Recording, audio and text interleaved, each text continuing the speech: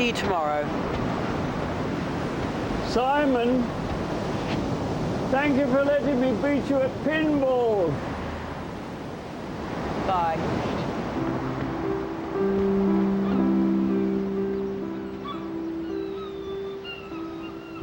Bob has kept himself alert and alive for nearly 90 years. But the truth is, that's far longer than humans were designed to survive. And now, Bob's losing his grasp on life.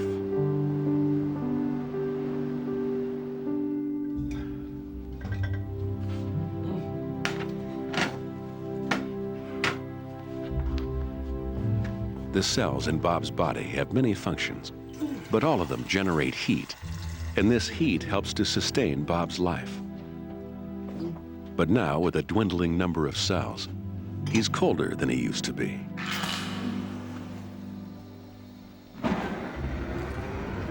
Even worse, Bob is less able to conserve his body heat. Our temperature is controlled by the blood vessels in our skin. When we're hot, they expand to give out excess heat. When we're cold, they constrict to divert blood and heat into the core of our bodies. But Bob has lost this ability. Even though he's cold, the blood vessels in his hands are still losing heat to the outside world. Like old pipes coated with deposits, his vessels are coated with fat and calcium. His central heating system is no longer working as it should.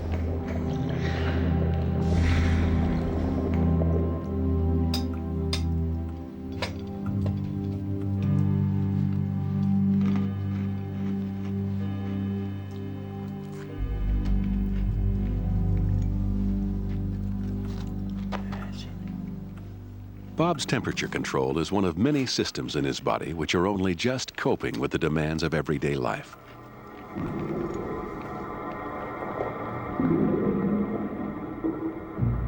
In Bob's stomach, his lunch is broken down by digestive acid. His stomach shields itself from this acid with a cellular lining.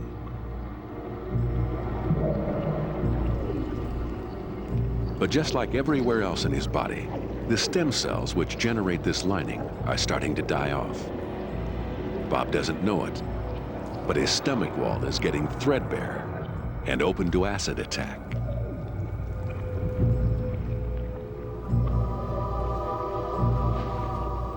For most of us, this would pose no real danger. But in Bob's increasingly fragile state, it could easily become life-threatening.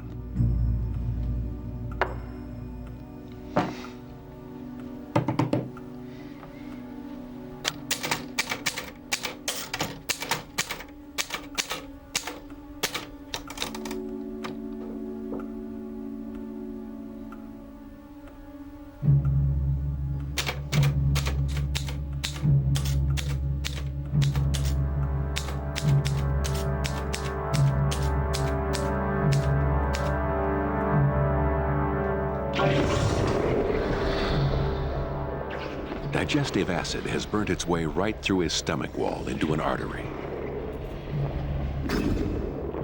Blood pours through the hole into his stomach.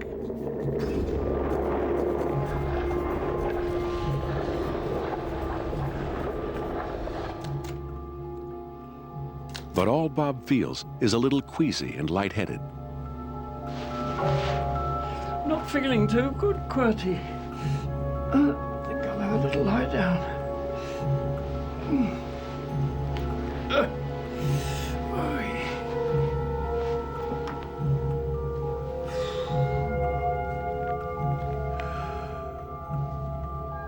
Bob is in very little pain, but his body is just too old to cope with this crisis. If he were a younger man, his perforated artery would instantly constrict to slow the loss of blood.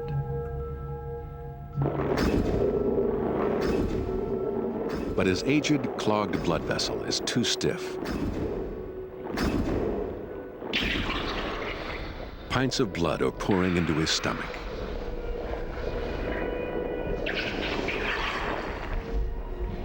Bob's blood pressure is dropping. His heart beats faster to keep blood moving around his body. But even pumping at its maximum rate, his fragile heart cannot restore his blood pressure to normal.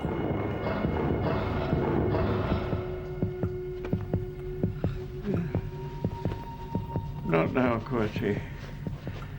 Not now. For Bob, this is the beginning of the end.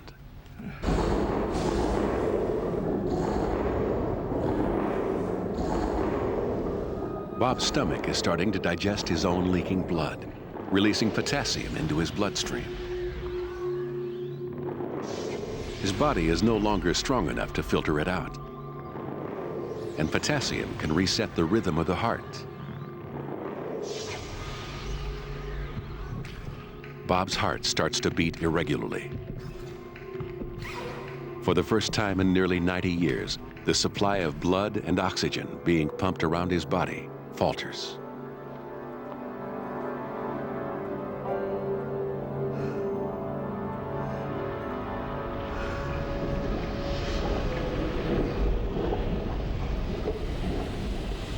The most devastating impact is on his brain. For all its power, the brain is a fragile organ. It needs constant and plentiful supplies of oxygen. It's vulnerable to the slightest drop in blood flow.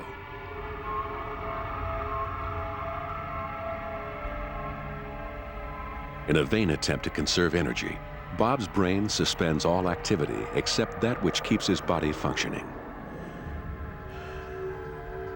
Bob slips into unconsciousness.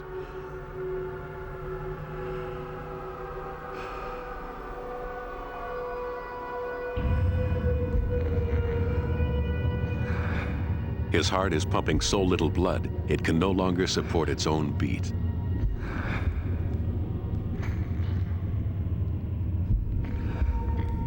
Slowly, it is grinding to a halt.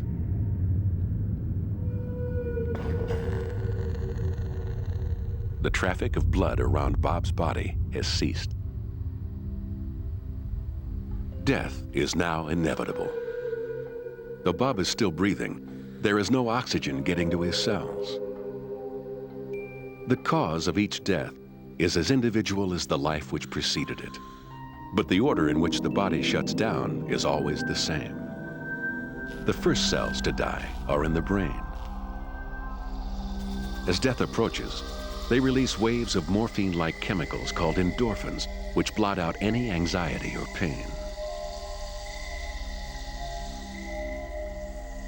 Dying cells in his visual cortex start to fire off signals at random. Although his eyes are shut, it's as if he's seeing. This may explain the tunnel of light which many people report when brought back from the brink of death.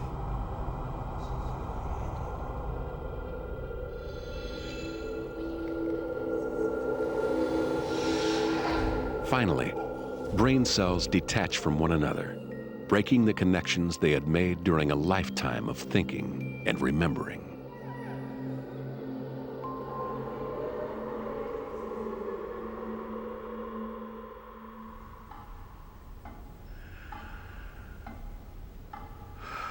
Bob's brain is dead.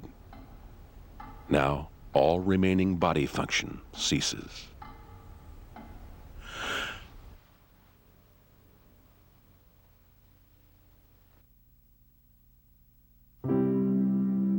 Death is a process in which every tissue and organ shuts down at its own pace. Bob's body will continue making skin cells for several minutes. His muscles will live on for hours, but eventually these too will stop.